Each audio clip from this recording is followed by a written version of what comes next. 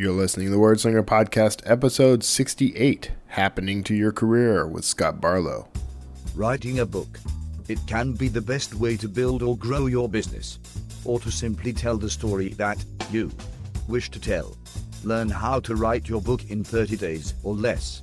Pick up 30-Day Author today from Amazon, Apple iBooks, or other online retailers. It's the Word Slinger Podcast, where story matters. Build your brand, write your book, redefine who you are. It's all about the story here. What's yours? Now, here's the guy who invented pants optional, Kevin Tomlinson, the Word Slinger. Word Slinger. Hey, it is Kevin Tomlinson, the Word Slinger. Thanks for, letting me grab your attention one more time. This week, you may hear birds. You may hear bird song in the background of this conversation because I'm actually I'm looking at a gorgeous, just perfectly blue, cloudless sky right now on a day that's in like the mid to high 50s. And there are birds, and it's actually quite gorgeous outside. I live in the Houston, Texas area. We don't get to have nice, cool, beautiful days that often. We get really hot, sweaty, humid days, and it's actually quite dry here. So if you are in the Houston, Texas area, I hope you're enjoying today. Of course, by the time you hear this day will be gone. So who knows what it's like where you are. So thank you for tuning in from the future. Today I'm talking to someone who's become kind of a friend of mine. I really enjoy this guy. There are a few people I meet every now and then that I just sort of click with. And Scott Barlow is actually one of those people. I kind of love everything this guy's doing. He's the me I'm trying to grow up to be in some ways. So he is the founder of Happen to Your Career and host of the Happen to Your Career podcast, which I get into this in the show, but you definitely need to be listening to that. If you're listening to this show and you're enjoying it, you're going to enjoy what you get out of the Happen to Your Career podcast. So go check that out. Scott is a fantastic guy. It's a privilege to know him, actually. So Scott, if you're listening, all that is just to kiss up to you a little, but also to say thanks for being who you are, helping me out in the ways you've helped me out, and I look forward to us, collaborating on some things in the future, hopefully. So, all right. All that said. A little bit of housekeeping before we jump into this fantastic interview. I am running a Patreon campaign if you're looking to kind of support this show and help me out. As I stated last week, I'm trying to make the show financially self-sufficient. So Patreon is just one of the ways I'm doing that. I'd be thrilled if you'd hop on to wordslingerpodcast.com, click on that Patreon button or the Fund Me button. It'll take you to the Patreon page for my campaign, where you can watch my brand new, not like highly polished video, but it's a brand new, very sincere video of me telling a little bit about the show and what I'm trying to accomplish. So I hope you'll do that. As little as $1 a month would be very helpful to me. I have a goal, a fairly lofty goal, to raise $5,000 a month in revenue for this show. To make it financially self-sufficient and to give me some growth, some room for growth, we'll say. So if you like what you're hearing now, I've got plans for this show, and I want to take it to new levels and create some new things for it. So I really appreciate your support. So thanks for helping out. Every little bit counts. For those of you who are already supporting the show financially, I could not thank you enough. You're amazing people, and you're helping to grow something big here. I think you're a part of something that I'm hoping will get bigger and better as we go. Thanks for being a part of that Slinger community. So that said, you can also help support the show by buying my books. If you are interested in being an author yourself, maybe you're an entrepreneur and you're looking to add a book to your brand or your marketing strategy, congratulations. That is a brilliant and fantastic idea. You can do that by developing a daily writing habit. And I tell you how to do exactly that in my book, 30-Day Author. So you can go to kevintomlinson.com/30-day-author, all one word, all lowercase. 30 as in 30, by the way. And you can actually pick up a copy of 30-Day Author. I just reduced the price on that to $2.99 because I feel like that's a good price for it. that will allow people to get into that and learn from it and grow from it, while I still make a little bit of a profit off of it. So go check that out. That is more or less the perma price right now. I'm thinking I'll probably leave it there for a while. I had raised it back to $4.99 after its 99-cent sale for a while there. But I feel $2.99 is probably a good price for that. So go check that out. Let me know what you think. If you like that book, give it a review on Amazon. I love as many stars as you're willing to give me, but I particularly love the 4 and 5 star range. So I appreciate that. You can also review this show, by the way, on iTunes and Stitcher, which will help it become discoverable and help it grow. So thanks for that. And while you're on that site, check out my fiction books. If you're looking for a good story, plenty of stuff there. And you can get into the free starter library, get 3 free books when you join the starter library. And that includes the, at this point, best-selling Citadel First Colony. It is a bestseller. I mean, it's actually hit #1 on the Apple Store for science fiction, and it's in. I think it's at number 27 right now on Amazon's Kindle store for science fiction. So there you go, best-selling book for free, and you can also pick up my equally best-selling Edge, which is a novella, a science fiction novella, and the first book in my Sawyer Jackson series, Sawyer Jackson and the Long Land. All 3 of those books are available for free if you go sign up for my starter library, and you can do that at kevintumlinson.com/starter library. That'll let you jump right onto the mailing list there. So, all right, all that said, and that was a mouthful. Let's get to the really important stuff. I love this interview with Scott Barlow. It's one of my favorites, so stick around, tune in, and listen well to what this guy has to tell you. He's got a lot of great advice about how to happen to your career, which just happens to be the name of his business. And if you got questions for Scott, I'm happy to pass them along. Call me at 281-809-WORD. That's 281-809-9673. Or you can ask me anything you like. I'm happy to answer any questions whatsoever. They may not be, well-informed answers sometimes, depending on what you ask. But I can get into some pretty nitty-gritty details, so let me know.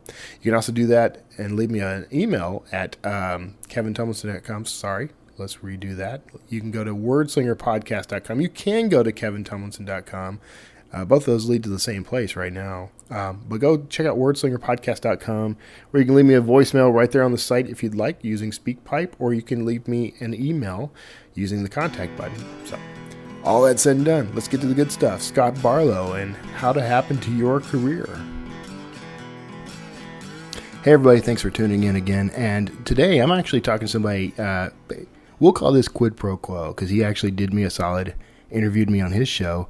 And I haven't asked him yet when that's coming out. I'll ask him later. But we're talking to Scott Barlow. He's the founder of Happen to Your Career and host of the Happen to Your Career podcast, which if you're not listening to, what the heck is wrong with you? Get on your device right now and go subscribe, just like I did. So Scott, hey man, thanks for being on my show. Hey, thank you. Thanks for coming on my show. And yeah, I didn't realize that was kind of quid pro quo, but that works out. It wasn't on purpose. We just sort of did it. It wasn't on purpose. That is true. It wasn't like, hey man, I'll show you yours if you show me mine. I let you on mine. Now let me on yours. Yeah.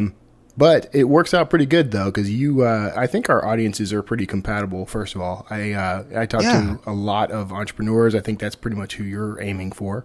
And not just entrepreneurs, though. I mean, your show's about more than just, it's about happening to your career, but which I want to get into. I want to talk to you about what that means exactly. So what does happen to your career mean to Scott Barlow? Well, let me see if I can answer that with a story. Sure. You ever heard of Radio Shack? I used to work at Radio Shack, yeah. Did you really? I sure did, yeah. So did I, as it turned out. Oh, man, we got... Okay, we'll talk after the show. We got history, apparently, that we didn't even know we had.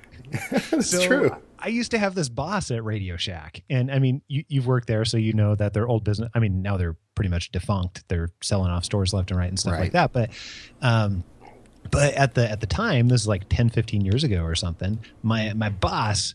He's kind of a quirky guy, and he had really kind of funny sense of humor. So he'd say random things off the cuff. But occasionally I would be like stocking something in the back room, and a bunch of customers would come in, and he would come rushing back there, like fly through the doors, like spinning basically, still behind him. And he'd be like, "Scott, what are you doing back here?" you need to get out there and you need to happen to something. And I like that. yeah. You know, at the time, I'm 100% sure that he was not meaning to impart life advice or anything like that. Like Right. he just wanted me to get out there and, I don't know, sell some stuff. But it sort of stuck with me, like that type of attitude, and that obviously the story stuck with me a little bit. And later on, when I was looking to name what was a blog at the time and later turned into a business, I was really looking at that type of mindset. How do you happen to things? How do you take control of things? And Right.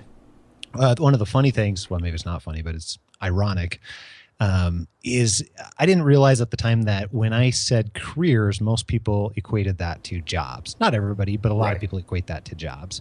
And I was looking at it in the sense of like the original, because I'm a total nerd, I was looking at the original like Latin definition of, Curaria and Carius. I'm probably not even saying the second one right. And Right. and those were the original. They were the word origins, and they just meant like the wide path or the journey. So literally, it was take control of your journey, and that's kind of where it came from. Okay. And that's really what we're all about: is how do you take control of those things that impact your life and overall your journey. And that's it. That's so really what we do is we help people figure out what they want in their career, in their life, and then do that. That's See, it. and I like the proactive aspect of the title of it, though, because it makes it, I don't know, it brings you around to this is in your hands. Like, that's your responsibility, right? Yeah. That's fantastic. And I really believe it is. Well, in that, I can't remember what the second best one, but it was really bad. So it's like, well, we're going with that. Okay, I want to hear the runners up now. Oh, man. I don't know if I can remember. They were really, really bad. I do wish Do stuff. Yeah. DoStuffCareers.com. Well, why not? We'll start that together. Form a Radio Shack. Yeah, so now I'm curious. Now, and this was not something I knew about, of course, up front, but now, because, I worked at both a franchise Radio Shack and a company, a Tandy-owned store. Yep. And then of course, they changed it from Tandy to just Radio Shack Corp. So I'm curious, like, maybe we take it off air, but I mean, I'm curious about what your era of Radio Shack was like now. Was that like a college job, or did you do that? It was a college job, but it was the first job that I ever had where I worked on commission. Yeah. And for me, like that was when I first heard about that, I'm like, well, I don't have any other opportunities, so I guess I'll take this one. I like electronics, so that's cool. But then it was kind of scary to me, actually. And as funny as it sounds now, that was like my first introduction into like fending for myself, I guess you could say, without a steady paycheck. And I ended up finding out that I was pretty good at sales. Yeah. So it was a college job, but it really, I didn't even realize this until just now. It really kind of ended up being like the beginning, kind of kicking off a whole bunch of other things that popped up later. Yeah. I always counted as my first real job, and I always counted as the first time I learned some of the lessons that I carried further into the rest of my career. It's weird. I mean, it's this dinky little store, and everyone kind of makes fun of it, and it sort of deserves that now. Yeah. But back in the day, I mean, I got a whole list of friends that I met, through that job, and I think we're all very successful, but, what do you take that and do what you will. Sorry, it doesn't really, there's nothing like that now. So no, that's unfortunate. No, there isn't. So yeah, give me the whole premise though. Like, what do you do as you're the founder of Happen to Your Career? So what does Happen to Your Career do aside from the podcast? Really, I mean, we help people in several different ways. We focus on helping people make career changes is what it comes down to. Like, I'm an accountant. I've discovered that I hate spreadsheets. I got into this in college, and somebody told me that this was going to be a great job. It paid well, and there would always be need. What they didn't tell me is that I would suck at it and not enjoy it at all. Right. So I know that I don't want to do this anymore. What I don't know is that I am not really sure what I do want to do. Accounting's all that I know at this point, and it's a job that I fell into. And, for people that are in that type of situation where they are trying to figure out what what really makes them happy. That's kind of the core of what we get at. We help people understand, not to get too deep too quick here, but we help people understand just how they want to spend their time and what they are naturally very gifted at. Right. And then once they get clarity in that, we just help them align that with how they should be doing work that fits them. And we do everything from classes to online courses to one-on-one work to a number of different programs to in some cases, I guess we act as a broker in some cases to help point people in the direction that even if we don't have something, point them in the direction of somebody else who does. So, So we do it a lot of different ways now that I think about it, now that I'm trying to explain that out loud. You're welcome. Yeah, thank you. Thank you for that. See, I help people focus on what their business is about. So that'll be $9,000. I was going to say, where do I send the check? You say we, so I assume you have a team. Yeah. So our team has expanded by 2 people in the last 3 weeks. So now you're up to 3. That's awesome. You're not too far off. You're not that far off. So there's me and my wife, who was reluctant to join me at first, and now she is an integral part of the business. Like, we probably wouldn't be making money without her. I can understand that. Believe me. Yeah. So she serves a lot of different roles. Everything from, she runs the financial portion of it. She's pretty much our CFO, and then to acting as my coach and saying, hey, I know you've got 400 ideas, but which of these are going to keep the business running?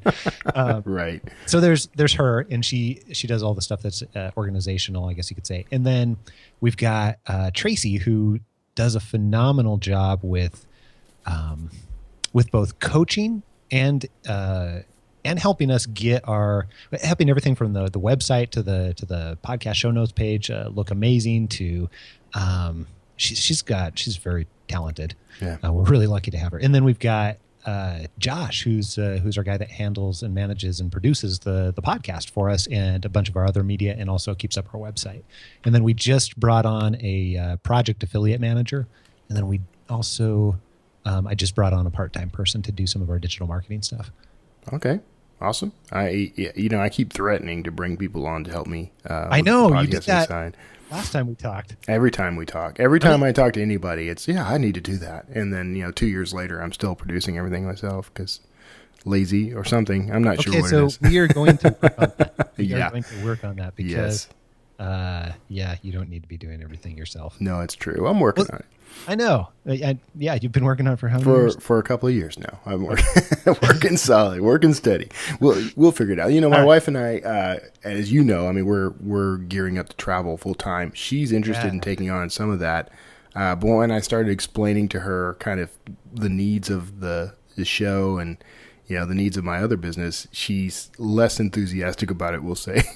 So I think we're going to get closer to getting at least a VA or something soon. But so what is it, speaking of, because this is going to happen to me, what is it like working with your wife? I don't want to get into like personal details if we throw stuff at each other daily. Yeah.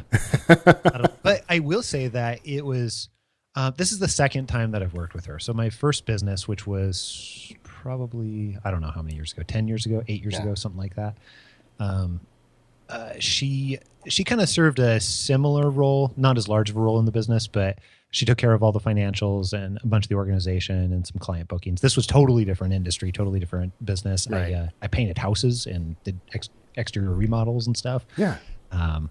Completely different business, but so this is our second go around, and I would say that she came on just to help out, I guess. Right. I don't think she really did not want to work in the business, but she's looking at it like, we're not making very much money. This is the first couple of months of the business, and she's looking at it going, wait a minute, you want to hire somebody for how much? Right. What? No, I can do that.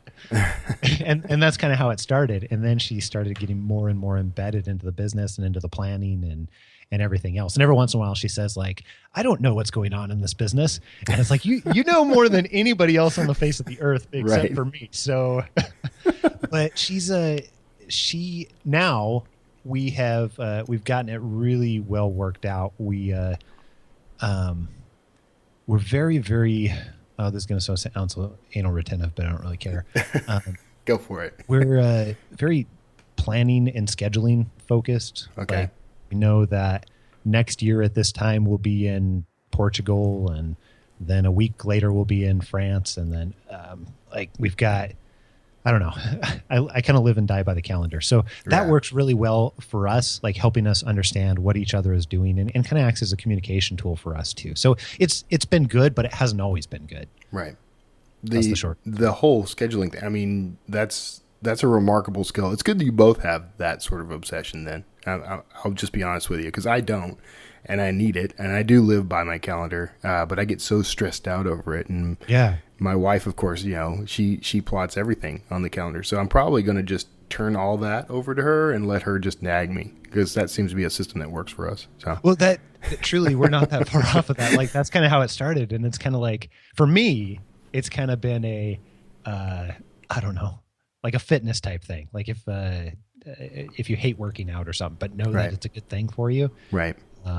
It started out that way for me. It's like, well, I understand the benefits of this, but seriously, an hour talking about planning, and it was a necessity at first, and then we just kept doing it we've probably been doing it for about, I don't know, 6 years or so, 7 years, and it's become a habit. And now it's like, oh my goodness, when we don't do it, it's like it feels like everything's falling apart. So it's like, so how do you keep from over scheduling? Because that's the problem we have. Schedule every second of the day. Yeah, I mean, we do an awful lot of that, but I think one of the things that we've learned to do is allow I think when we started, we felt like the schedule was tying us down. Right. And we got some really good advice from a couple of, a couple who is also a set of entrepreneurs that run businesses that they both own. They've got like 3 businesses that they own together. And one of the things that they told us was, look, if you're gonna go this hog wild on planning, then make sure that you're scheduling everything in. Make sure that before anything else, you're scheduling personal time. Time with your spouse, and for us, time with our kids, and all kinds of stuff like that.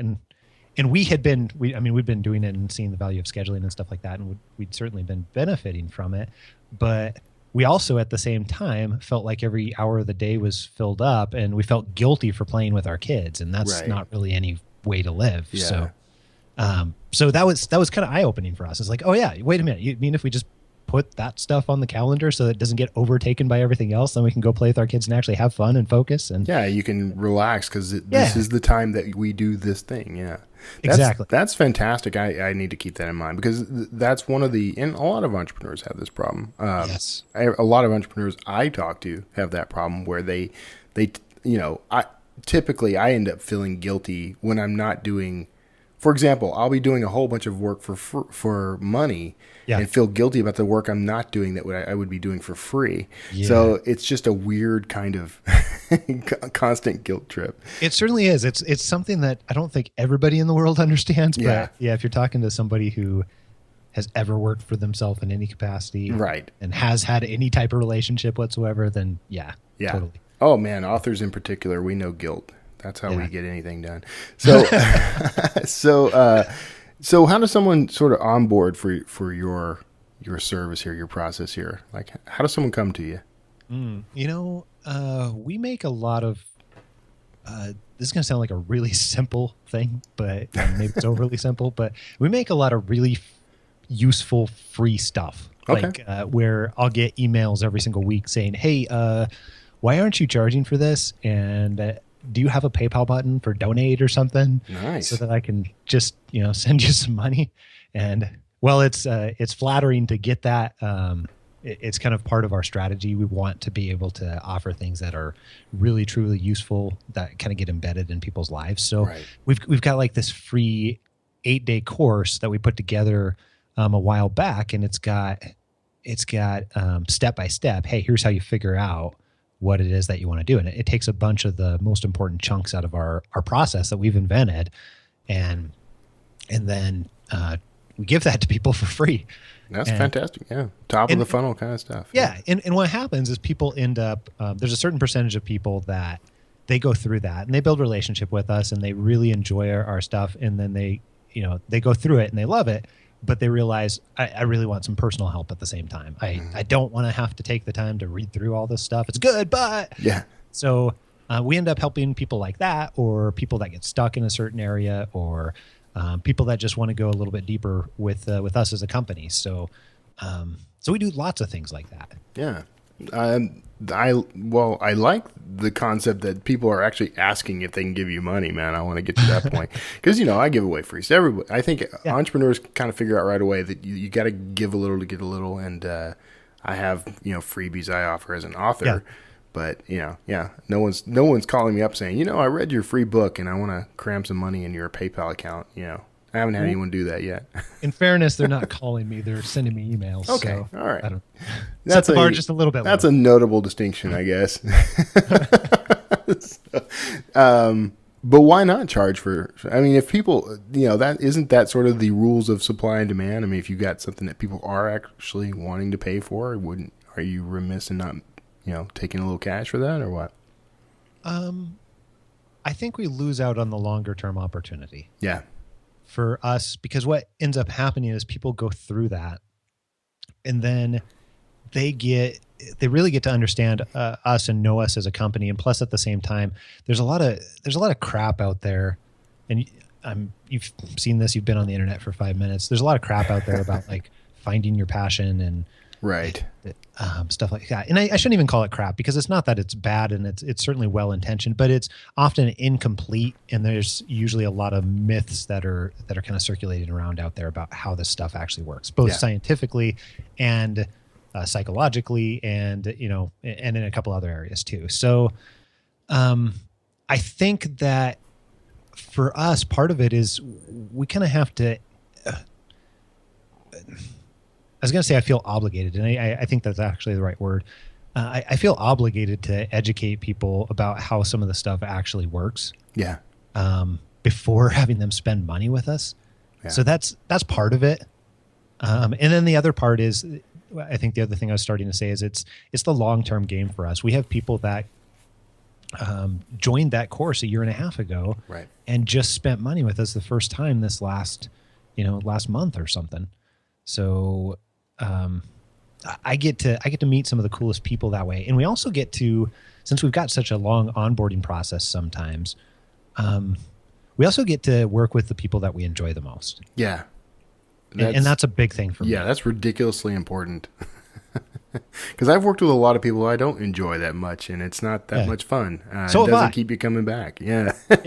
Yeah. And when we created this business, I sort of, speaking of obligation, I felt the obligation to sort of practice what we preach. Like, hey, we're teaching other people to work with people that they actually want to work with. So you should probably do that. And there you go. Yeah. So that's a couple of the reasons. Those aren't the only ones. So you mentioned passion earlier, and that's something, it's the buzzword to end all buzzwords among entrepreneurs. Yes. And so I'm curious, because I hear a lot of, there are a lot of perspectives on passion as far as your career goes. So how do you relate passion to what people do as a career? Well, I think that you can be passionate about things. Yeah. But I have a folder in my Gmail box, and every time somebody sends me an email that says, well, actually here, I'll pull it open. Let's see if we can look at it. Ooh, screen cap. Yeah. There are, let's see, here's a couple of them. People say things like, I want to contribute something meaningful to the world, and I feel the only way I can do that, I'm emphasizing, they didn't emphasize, but the only way I can do that is if I find my passion. Yeah. Or they say things like, let's see, here's another one. I feel there is more I could do to pursue my life's passion and mission.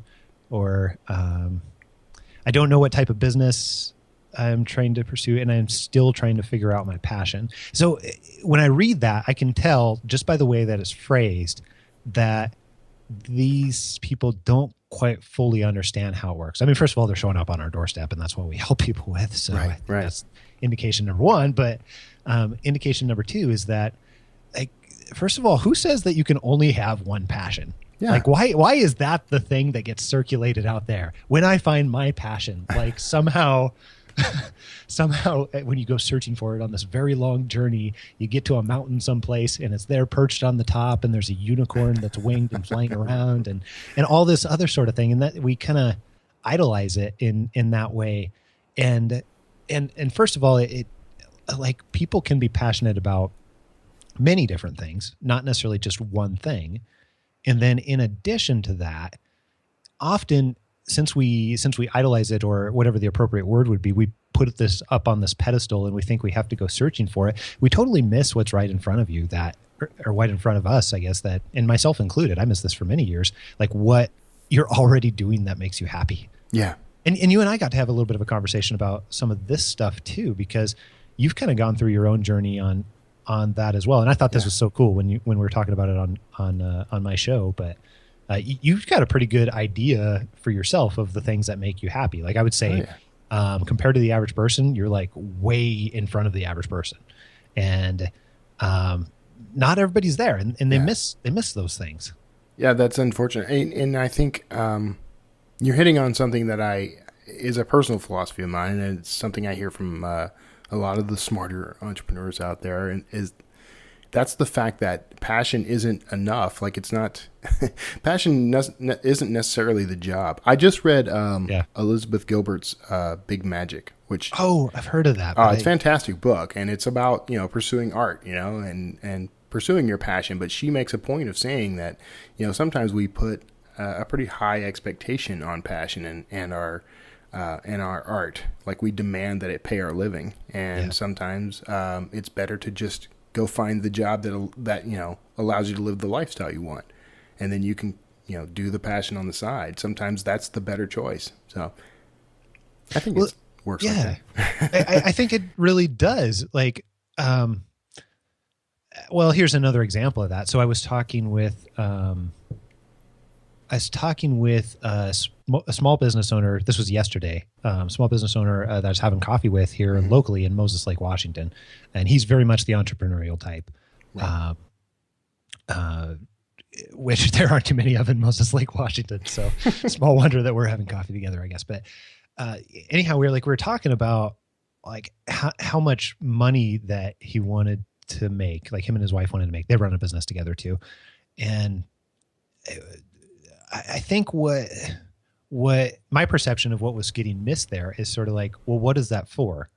What does that money get you? And it's great to make a lot of money, but what is the purpose behind it? And I'm not necessarily talking like the glorified purpose, I don't know, find your why to end all whys type thing like that. But if you want to be earning $300,000 a year, like, why do you want to do that? What's that going to go for? Yeah. Is it just the number that you're after, or is there a lifestyle associated with it? Exactly. Yeah. Exactly. So when I'm working with people, I will literally pin it down to, okay, so what do you want in your life? And we put a huge emphasis on that. It's like, okay, so how much is that going to cost? And not just what do you want in your life right now, but what do you want in your life in the future, and what do you want that to change to? And I'm not asking everybody to like figure out every single thing they possibly could ever want for the rest of time. Right. But you can start to really get some actual tangible stuff behind that. And then maybe you realize, well, really what I want, it's going to cost, I need to be earning, $214,000 a year. And that's actually really what I want. Well, that's a different style. If you're running a business, that's a different business than something that earns $4.7 million a year. Right. Yeah. A recent interview with a guy named Jason Arsamont, episode 61, I think, on Word Slinger podcast. But he said something very similar, which was that, you need to, it all came together for him when he considered what lifestyle he wanted. Yeah. And he said that, you could be picking up trash for a living, but as long as you have the time to do the things that you're happy about and you're passionate about, picking up trash for a living is kind of okay with you. Like that's, you may not make tons of money, but you make enough to have that lifestyle. So that's what makes you happy. I think that's kind of the point of, building a career that's going to make you feel fulfilled.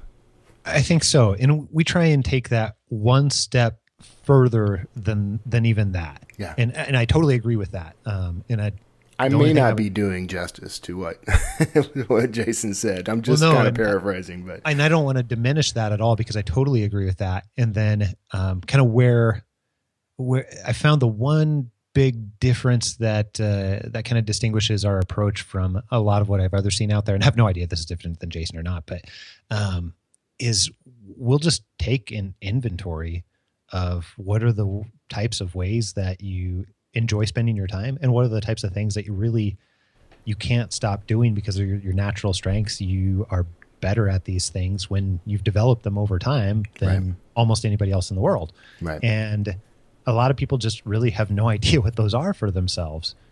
And when we combine those things together, the sort of what you want and how you enjoy spending your time with the here's what you are great at or have the potential to be great at, then if you get to spend more time in all of those areas on a more regular basis, guess what? You have more fun and you're happier. Weird. Yeah, that is a little odd. But what happens when, the thing that you're great at is something that you come to dislike? And I'll give you an example. I'll give you a perfect example. I've been a copywriter most of my life. And at this point, I don't enjoy doing most copywriting tasks anymore, to the point where I'll actively avoid them. And, that's what prompted me to change my career. So I know the path I took. Well, what happens when you're doing something that, you loved doing at one point, but now it's kind of, the luster is wearing off of it? What do you do at that point? I know a little bit more about you, so I would push you on that a little bit. And, get ready to lay down on the psychologist couch here or something. But a whole other podcast will start. Here's something else that, the Radio Shack psychologist couch. I can see that one going over really well. Oh, this one's evolving. Okay, I've already got the logo in my head. Perfect. Send me that. We'll get somebody on Fiverr to exactly. So, but for you, I know that that's not necessarily the root of what you're really good at. Right. So copywriting is a manifestation of some of the things that you are great at. And what I would also add into that, because I'm looking at strengths as not just a skill and not just a set of knowledge, but really a combination of, preferences and dispositions and those skills and those experiences and that knowledge and those things that you enjoy to do. And we kind of roll that into one and into what we call signature strengths. And for you actually do enjoy some copywriting jobs as long as it's with the right people and the right type of collaboration, and you're getting really things that you consider fun for you. But it's not everything that you don't enjoy. It's just a whole bunch of it. Yeah. Is that fair to say? I think that's entirely fair to say. Yeah. So what that indicates to me is copywriting really isn't the root of what you're good at. It's something deeper than that, or a combination of things that are deeper than that for you. And once you start to really kind of peel back those layers and say, well, I work my best when I am around this type of person, or get to collaborate with this type of person, or I get to use this sort of value set, or I get to be creative in this particular way. Right. Then that's kind of your gold standard, your sweet spot, I don't know, whatever you want to call that. Yeah. I was going to say junk in the trunk, but that doesn't fit. Well, something that was interesting for me in my career was actually this podcast is at the root of a lot of decisions about my career, because I worked in radio years ago, but I didn't really get on air as much as I really wanted to.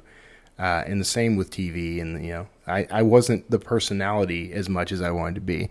But I discovered that once I started doing this show, and then I pick up a couple of other shows, suddenly I'm enjoying myself, and I get to talk to people, and I have a reason to talk to people, and maybe I haven't spent enough time articulating what that means to myself, but I definitely redefined myself based on that somehow. So I think that's a trick for people, though. Like, sometimes there's something you might be phenomenal at, and it might be related to something you're already doing, but how do you track that down?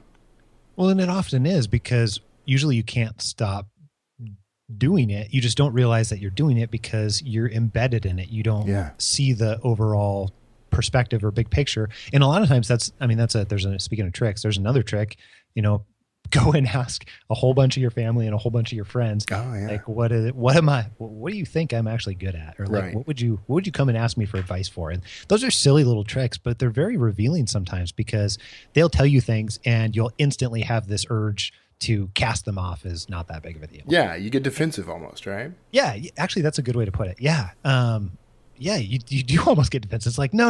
I want you to tell me the stuff that I'm really good at. Yeah. Like you're expecting this huge thing, because when you hear it, you're like, that's not that big of a deal, because they're looking at it as going, wow, I can't believe that you can do that sort of thing. And that's really amazing, because I can't do that sort of thing. Yeah. And you're looking at it going like, hey, I can pump out 17 of these things in, 2 hours or whatever it happens to be. Yeah. That's interesting. Okay, so now as soon as Carol gets home, I'm going to just inundate her with questions about what she thinks I'm good at.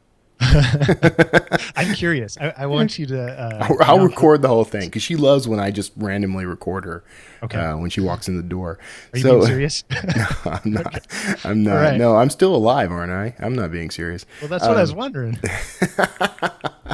I actually talked to her this morning. It's a project-based kind of thing, but I was talking to her about getting her on the show, and because I think people would like to meet her, and I don't think she has any interest in that. That makes her nervous. When we do the Radio Shack, whatever we're calling it now, then I'll bring Alyssa and you bring Carol. Kara, Kara. How do you spell Kara? Kara, Kara. Okay, the Kara, Kara. Okay, got it. Oh my God, you're taking notes. Okay. All right. You're taking notes on my podcast. Is that a faux pas? I don't know. Whatever. Whenever I do guest appearances, I record every appearance on my end. I've actually had something flubbed, and they asked me, did you happen to record that? And so a lot of podcasts that I appear on actually came from, well, not a lot, one or two actually came from me. So I have had that same thing happen. Yeah, probably at least 5 times. I think. You know what that is? That's that Radio Shack in us, man. Because we're trained to be prepared. What's the backup plan? Yeah, exactly. Happened to it. It's like Eagle Scout on steroids. Or something. That's right. Happened to your podcast. So when someone comes in, what? Kind of give me a rundown. Yeah. How do they start? Like, what's your sort of process? Do you want to reveal that? I don't care. Okay. That's the same way I am with 30-Day Author. I have literally given away everything that's in that book. Yeah, no, it actually, I don't do it because it helps me. Yeah. But it ends up helping me to actually give away all that stuff. Yeah. So, but it helps a lot more people before it helps me. That's for sure. That's what I found. Yeah. But it comes back. Yeah. Oh, yeah. Absolutely. I think probably the best way to help you understand our process is I'll share which story I'm picking. How about, okay, so my son... You have a Gmail folder full of stories? Usually. So I'm not real good on the fly. I'm starting to kind of get an idea of what your personal process is. Exactly. My son, Grayson, this was a couple of years ago, and he's 5 now, but at the time he's like 2, almost 3 or something. And and I walked into the living room, and he was trying to put together a puzzle, and it was like this Mickey Mouse puzzle. It had like Donald Duck or something on it, and he's like grabbing these random pieces and like trying to jam them together, just like cram them together, right? Yeah. And it wasn't working for him. I know that's a surprise, but he's like bending the pieces and everything like that. I'm like, whoa. So after I watch him for a minute, I finally like, okay, I have to teach you how to build a puzzle, because this is not working for you. And I don't know, it'll probably play on my ego later if you don't know how to build a puzzle. So, I showed him the same thing that everybody knows if they've ever built a puzzle in their life is you start with these corner pieces, and if it's a rectangle, there's 4 of those, right? And then you pull those out because those are easy to find. And then you find all the edge pieces, right? And then once you've got those all set out, it's really easy to sort of organize those into the frame. Yeah. But the funny thing is, once you've got that frame put together, then it becomes real easy to see what the picture actually might be, even if you don't have all the picture, even if it's like at our house where we've got a billion puzzles and all the boxes are lost, then you can still be able to start to see that, well, hey, that kind of looks like Mickey's ear, and that actually might be Mickey Mouse, and all that sort of stuff, right? So the process that we use is really, really, really similar, because what most people are trying to do when they are going to figure out what they really want to be doing and what they should be doing is they're doing the same thing that Grayson was doing. They're like taking all these random pieces and they're like, well, I know that I hate my boss, so I want a boss who's not like my boss, and grabbing these random pieces, and they're like trying to jam them together. And they're like, I know that I want to make a buttload of money, so like, how do I fit those things together? Yeah. And clearly that doesn't work. It's not enough to be able to see what the big picture actually looks like. So instead, we start with those signature strengths that I was talking about earlier, and we guide people through that. And those are, we already talked about a couple of the really, really simple tricks, but we help people get very, very clear on what they have the potential to be great at, and those things that even if they tried to stop doing them, they really couldn't, because they're so ingrained into you. Right. And you're just not looking at them as strengths. So we help people get very, very clear on that. And then the second piece is really defining what it is that you actually want in your life. And we kind of alluded to that too, just in our conversation. And once you have those couple of things, we put them together, and that really starts to establish the framework. And the funny thing is, once you've got that framework, it creates what we call either a decision profile or your filter. We've started calling it your filter because it allows you to filter 99.9% of opportunities out there that really just aren't good for you. Yeah. And it allows you to start thinking about that in a completely different way. And more so than that, it allows you to start filling in that picture even before you know what all the centerpieces actually are. And that's it. That's the approach that we take. Okay. So, and you do this, you said you do some of this one-on-one. We do. We charge quite a bit of money to be able to do that. And we only work with 7 clients at a time. And we'll typically work with like, I don't know, we've had a multi-conglomerate lawyer who is wanting to be a recovering attorney and wanting to move on to the next thing. And then we've had other people that, wanted to do a startup revolutionizing the healthcare business in the UK and things along those lines. So we've done I'll usually work with quite a variety of different people that really just want to get very, very clear on what it is that they want in their life and how they can manifest that in reality. And so that's what my one-on-one typically work looks like. But then we've also got some other programs where our coaches on our team, and some of the others that we work with too, will work in our programs, helping people when they get bumping against those walls, because that's not always easy work to figure out. It really isn't. Like on average, it takes me usually about 2 months and at least 8 hours in a lot of cases to help somebody work through that one-on-one. And that's where I'm like guiding them through the entire process. Plus they're doing work on their own right outside of that. So that's the type of work that we're talking about. And that's why most people don't do it, right? This is homework, man. Stuff. Yeah. It's hard. Yeah. I can imagine. I mean, I've done something similar in author coaching, so I can kind of picture what you're going for. Do you by the way, do you bring people in, like train them in your process and make them coaches, or are you, cause you only got like four or 5 people in the business now, but do you have like outsourced coaches or something like that? We've got several people that we work with, and I've had a lot of inquiries in the last 6 months about people saying, hey, I love your process. Like, how could I use that with my clients? So I've been talking to a few people about, we're going to actually end up trialing that here over the next few months. That's interesting. Yeah. So I don't know that we'll do that forever and a day, but I really want to at least try it out and see if we can take this sort of process that we use that we've created, which franchise yourself a little and expand. Yeah. Well, I don't know that that's always the most profitable way to do business, at least for the type of business model that we have. But I know that I can't reach the number of people that I would like to have an impact on by myself. So I've started looking at other ways for how do we do that and do it in an effective way. Because I mean, we can offer digital courses that don't take us any work whatsoever other than the initial creation until the cows come home. But That doesn't do it for everybody. Some people can go fly through that and get to that end picture, and it's amazing. And we've had a lot of people that have had success with that, but that's not everybody. And I wasn't the type of person who could do that either. Right. I think it's interesting. It's kind of like you're helping people with their like mid-career crisis. In a lot of cases, yeah. Yeah. I mean, sometimes it's a 27-year-old and they just trying to find that first career, first job they fell into a job right out of college and realized that this really is not what I want, and I knew that when I was taking it. And sometimes it's I was talking to a 72-year-old the other day actually, who has just this phenomenal career as a scientist.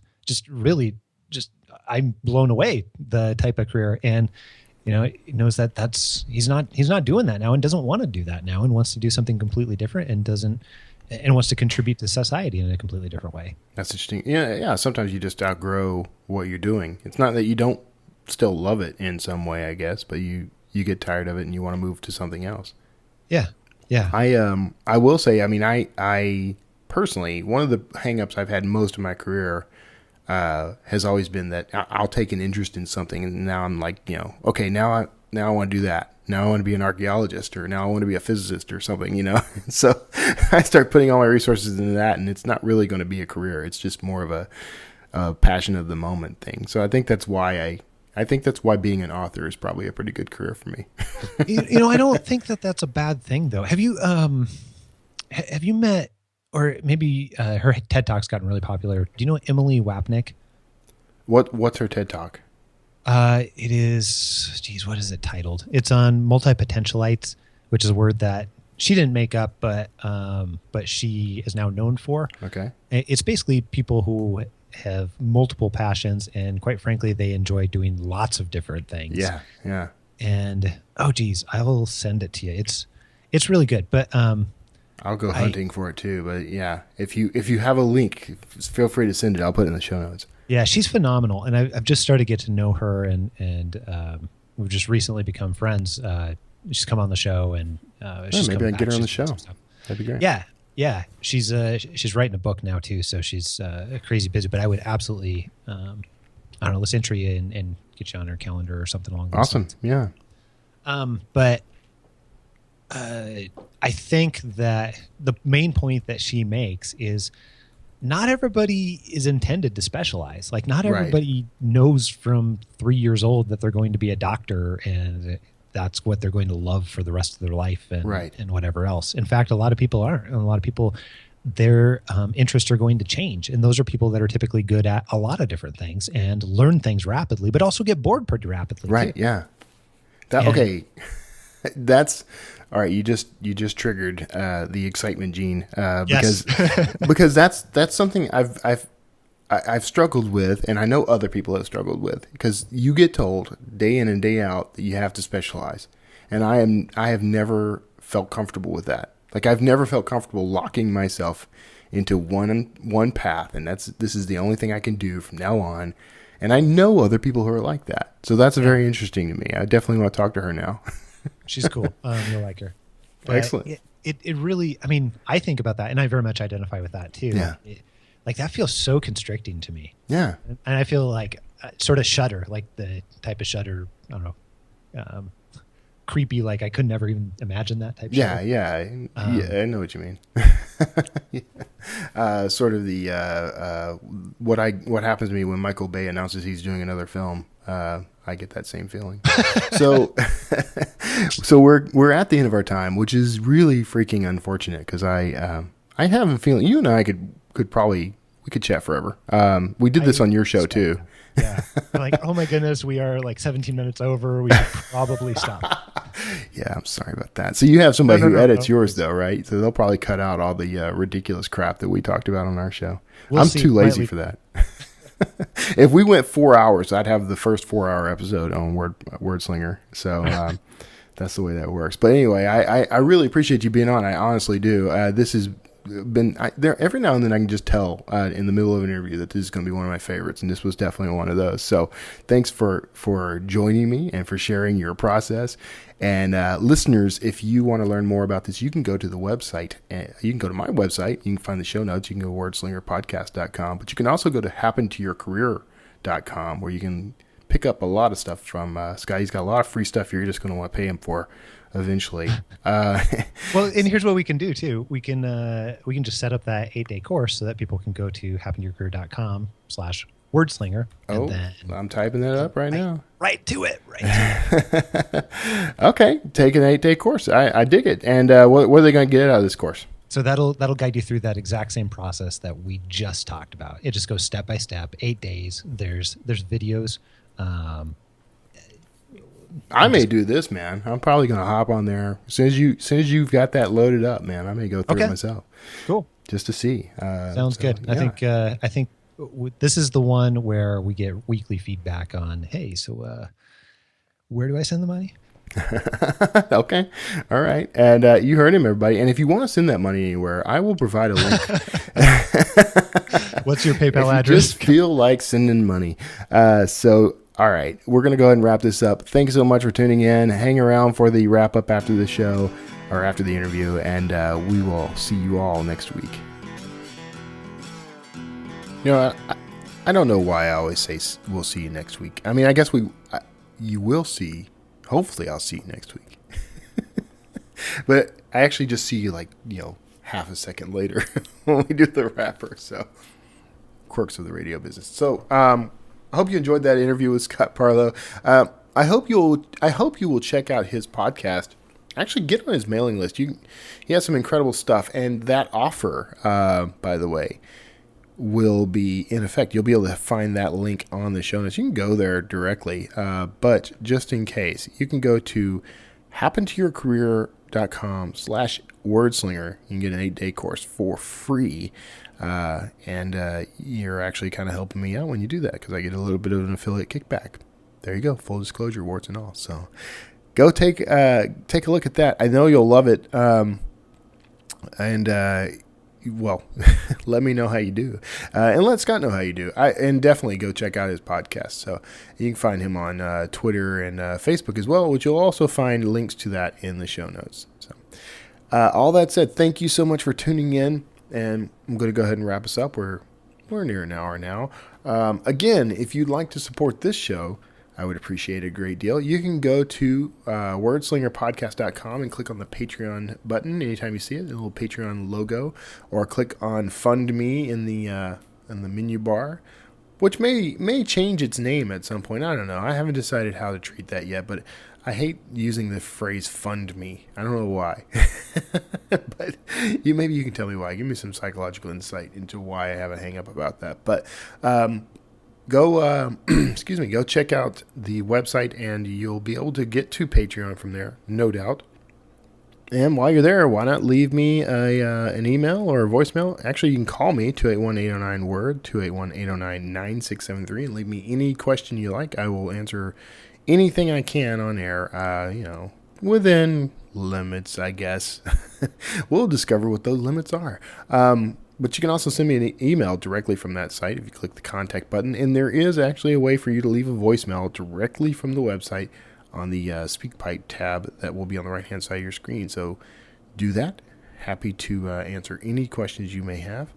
And thank you so much for supporting me in this. As the show grows, I think I'm looking to provide you guys with a lot more. I've got some really big hopes and dreams for this show to help you out with your careers, with your lives. We're gonna, all these people I talk to, they're all contributing to a body of work that I think is going to be just incredibly helpful to people, and that's kind of part of the goals of this whole thing. So your support helps me to increase the reach of that. Thank you so much for tuning in. Again, go check out 30 Day Author. If you are interested in writing a book of your own, you can go to kevintumlinson.com/30dayauthor, where you can find a link to the ebook store of your choice. I am working on getting that into print. The delays there's weird reasons for the delays. It's coming. Trust me. It'll be there soon. I've got to have it done and have some copies in my hand before April, because I'm doing a big speaking engagement with the Northeast Texas Writers Organization. And if you happen to be in the Dallas area around April 21st through 24th, check out Netwo, Netwo, Netwo. Let me get that right all in one breath.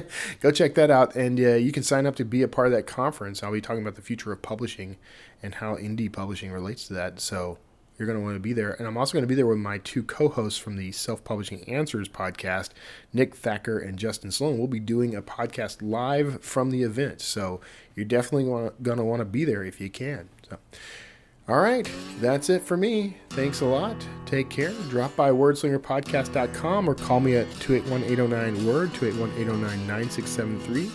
And take care of yourselves out there. Love all of you, and God bless.